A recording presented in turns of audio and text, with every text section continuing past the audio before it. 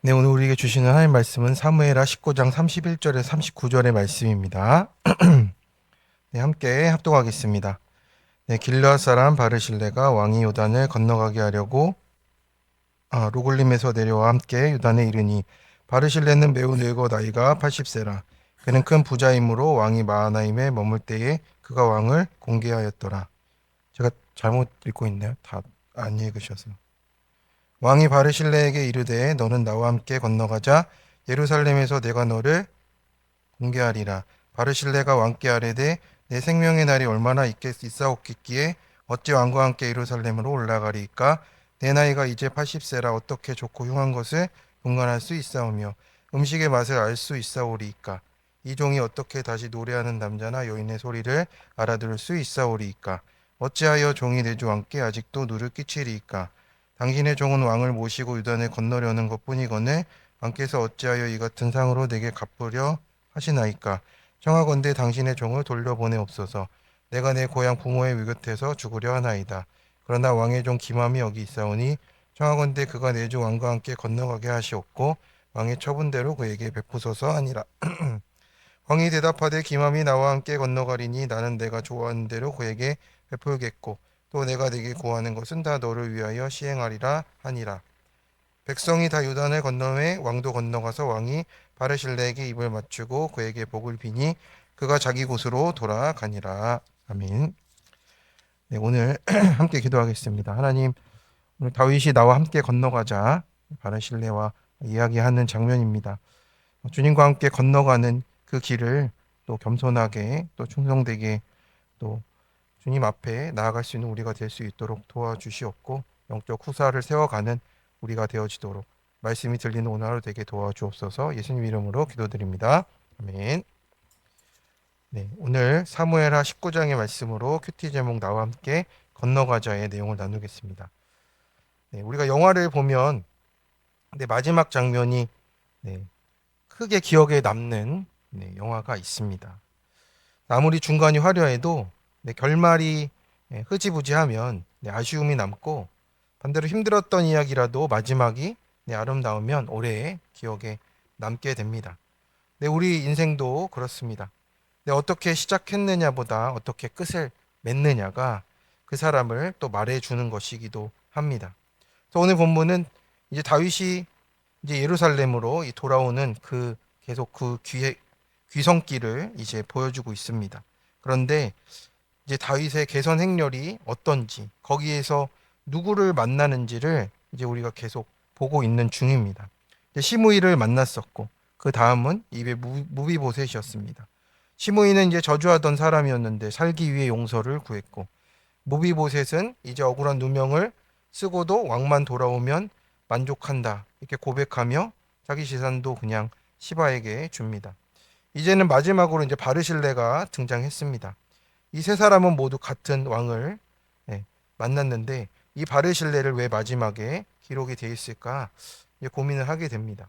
큰 업적을 세운 사람도 아니고 전쟁에서 공을 세운 장군도 아니지만 이 마지막 모습을 기록하고 있는 것은 또 하나님의 뜻이 있는 줄로 생각하게 됩니다. 그래서 우리가 하나님은 무엇을 이루었는가의 어떤 업적에 대한 것보다 우리의 믿음과 태도에 대해서 얘기를 하시는 것 같습니다. 그래서 은혜를 어떻게 마무리하고 있는가를 기억하라고 하시는 것이죠. 오늘 말씀은 은혜를 받은 사람이 또 인생의 마지막을 어떻게 또 살아가는지 그 충성의 마지막이 어떠한지를 이렇게 함께 보여주고 있습니다. 첫 번째로 쓰임 받았음에 만족하며 겸손히 은혜대로 받습니다. 그래서 31절에 보면 이제 길르앗 사람 바르실레가 로글림에서 내려와 왕과 함께 요단까지 가서 그를 전송하고자 하니라 했습니다. 이제 바르실레는 이제 다윗을 배웅하려고 이제 나온 것이죠. 이제 다윗은 왕위를 회복했고 이제 자신의 역할이 이제 끝났습니다. 이제 일이 끝나면 이제 떠나야 되는 것이죠. 그런데 이제 끝까지 그 요단을 건널 때까지 왕을 이렇게 옆에서 보필하고 있습니다. 이것이 은혜 받은 사람의 마음을 보여주는 것 같습니다. 그래서 은혜를 모른다면 우리가 필요할 때만 함께하는 그런 것이 남는다면 은혜를 아는 사람은 끝까지 함께 가며 또 섬기고 있는 것이죠. 그래서 사무엘하 17장에서 이제 바르실레가 다윗에게 음식을 공급할 때도 아무 보장이 없었습니다. 사실은 압살롬이 왕이 되면 그런 바르실레를 찾아가서 그 가문을 멸문지화할 수도 있는 상황이었던 것입니다. 압살롬이 왕이 될 가능성이 더 커 보였는데도 불구하고 하나님이 기름 부음 받은 자이기에 다윗을 오히려 섬기는 것을 볼 수가 있는 것입니다. 그런데도 바르실레가 계산하지 않고 또 다윗 왕을 통해서 그 나라에 또 도움받았던 모든 것들, 또 그 모든 것을 기억하며 다른 것을 계산하지 않고 하나님께 충성하는 마음으로 드려진 바르실레의 섬김을 우리가 보게 된 것입니다. 왜냐하면 이미 하나님께 받은 은혜가 더 크기 때문에 그 모든 것을 담담히 섬기고 있게 된 것이죠. 그래서 은혜를 받은 사람은 손익계산으로 따지지 않습니다. 33절에 보면 다윗이 나와 함께 건너가자, 내가 예루살렘에서 너를 공개할 것이다 라고 이렇게 말하고 있습니다. 왕이 직접 옆에서 두고 노후를 책임져 주겠다는 하나님의 말씀이에요. 그래서 평생 먹고 사는 문제도 해결해 주겠다는 최고의 제안이 되고 있습니다. 바르실레가 이렇게 대답합니다.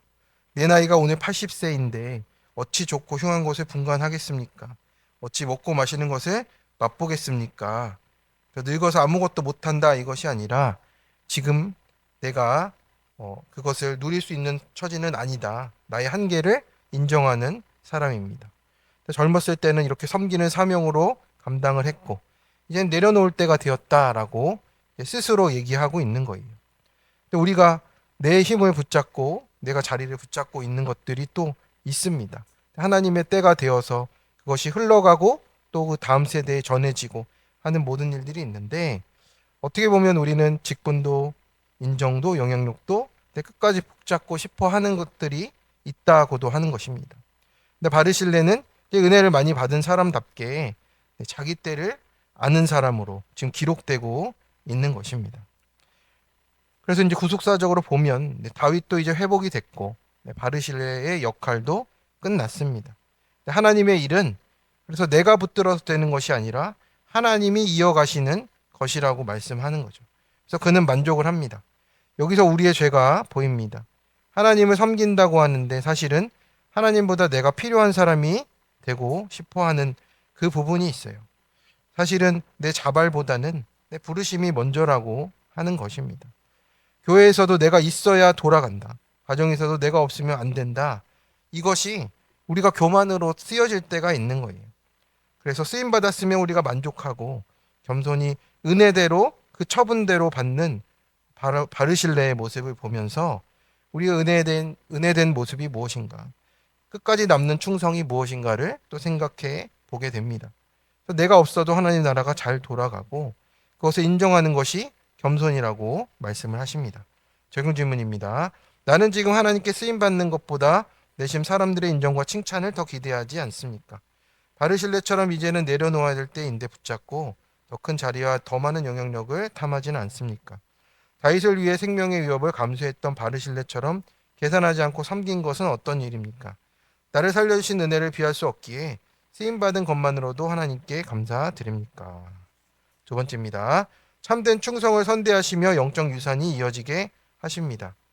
38절입니다. 왕께서 이르시되 기맘은 나와 함께 건너가리니 나는 내가 좋아하는 대로 그에게 베풀겠고 라고 이렇게 말씀을 하고 있습니다.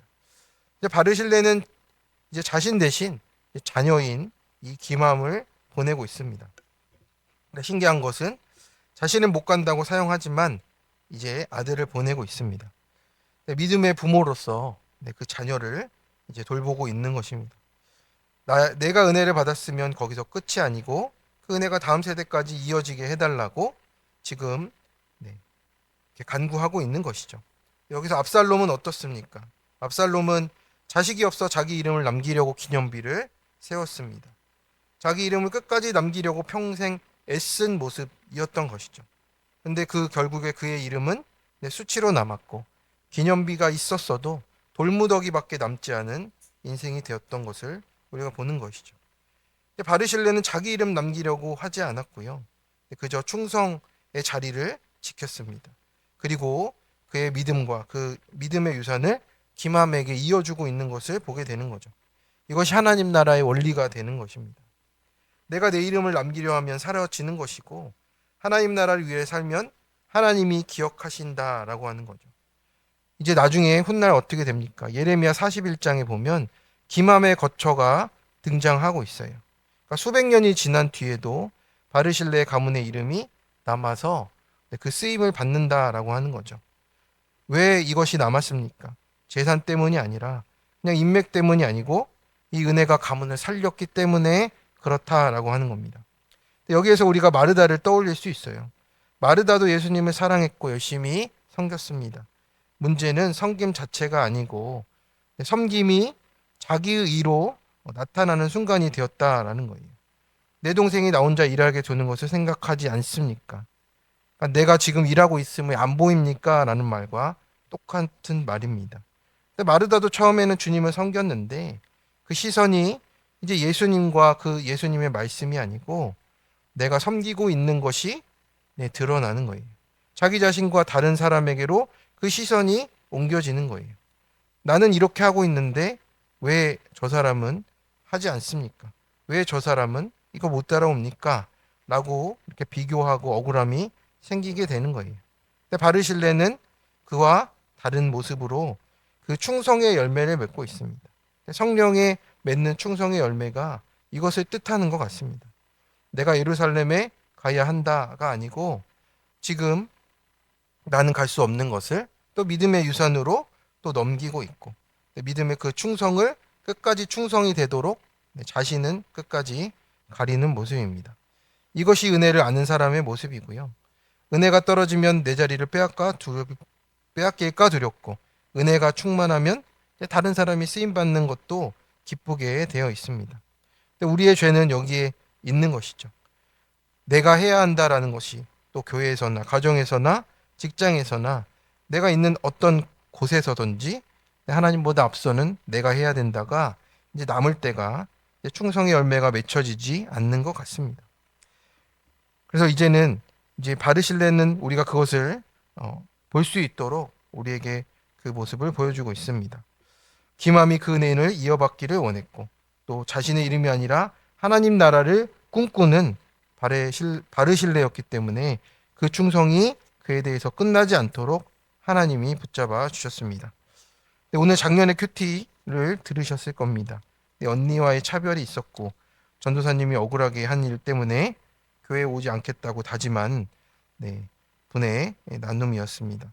성인이 되어서 이제 교회로 돌아온 은혜가 있었고 이제 왕의 제안을 정중히 거절한 바르실레 같이 나 같으면 목이 고다졌을 거다라고 나도 묵상이 되면서 이제 결혼 후에 난임의 고난과 경제적인 어려움으로 낮추어지니까 또 스스로 낮추어질 수 없기에 겸손한 환경을 주신 것이 인정이 되니까 이제 믿음을 고백하게 되었다고. 키 크고 싶다는 아들이 있고 또 둘째 태권도 못 보내는 형편에 내 주제를 알고 자족하는 것이 새 자녀를 위한 일이라고 이렇게 고백하며 그 겸손한 환경에 살아가는 집사님의 고백이었습니다. 그래서 너를 위하여 시행할 것이다 말씀을 약속으로 붙잡고 또 말씀으로 살아나는 것을 간구하신다고. 그렇습니다. 정말 그 환경에서 말씀이 들리는 환경이 있어야 우리가 스스로 낮아지는 것이 맞는 것 같습니다. 그래서 우리가 하나님께서 충성된 자에게 주시는 큰 상급이 어떤 것입니까? 나를 위한 것뿐만 아니라 그 믿음의 대가 이어지게 하시는 것, 영적 후사로 이어지게 하시는 이 참된 유산을 또 꿈꾸고 소망하고 하나님 나라를 품는 모든 성도님들 되시기를 축원합니다. 적용 질문입니다. 바르실레를 후사인 김함을 세우듯이 가정과 교회에서 나는 누구를 세워줍니까? 여전히 내가 중심이 되려 합니까? 마르다처럼 다른 사람과 비교하며 내 일을 인정받으려 하지 않습니까? 지금 나는 자녀와 영적 후사들에게 무엇을 남겨주고 있습니까? 회개와 예배와 말씀의 유산을 남기고 있습니까? 기도하겠습니다. 하나님 오늘도 사랑과 은혜로 우리를 이끌어 주시는 하나님이신 줄을 믿습니다. 이제 바르실레의 모습을 보여주면서 하나님 시므이 같던 우리 또 우리 압살롬 같던 우리 또 그 모습들을 보면서 하나님 앞에 어떻게 돌아가야 할지를 생각하게 하십니다. 바르실레는 자신이 쓰임 받았다는 것만으로도 만족하고 더 높은 자리, 더 큰 영광을 구하지 않고 맡겨진 은혜에 감사하며 그 쓰임 받은 것을 또 하나님 그 다음 후사에게도 넘겨주고 있음을 보게 됩니다. 주님, 우리가 사람의 인정과 또 맡겨진 자리와 또 더 큰 자리를 탐했던 우리의 모습이 있으면 주님 용서하여 주시옵시고, 우리의 주제와 분수를 알고 때를 알아서 맡겨진 자리에서 끝까지 충성의 열매를 맺도록 주님 붙잡아 주시옵소서. 마르다처럼 섬기면서도 하나님, 내가 이렇게 하고 있다라는 것을 드러내려 했던 그런 마르다의 모습을 하나님, 내 안에 있는 마르다의 모습을 회개하오니 용서하여 주시옵시고, 또 우리의 섬김이 자기의 의가 아니라 은혜의 열매로 남도록 주님 붙잡아 주시옵소서. 기맘을 세워서 다음 세대를 축복하였습니다. 내 이름 남기는 인생이 아니라 믿음의 유산 남기는 인생 되어지고 부르신 교회 분 성도들 되게 하여 주시옵소서. 우리의 왕이 되시고 끝까지 선대하시는 우리 주 예수 그리스도의 이름으로 기도드립니다. 아멘. 네, 함께